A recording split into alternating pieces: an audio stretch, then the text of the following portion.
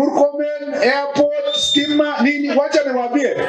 Tulipata airport wetu ya JKIA imewachwa kwa miaka mingi, imekwisha, it's dilapidated.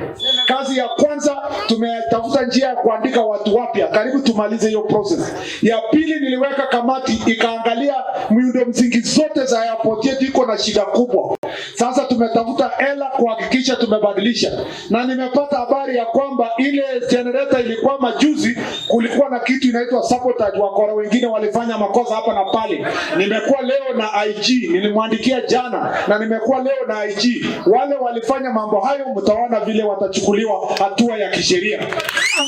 Mimi, I am totally in charge of changing our infrastructure, our airports, our country.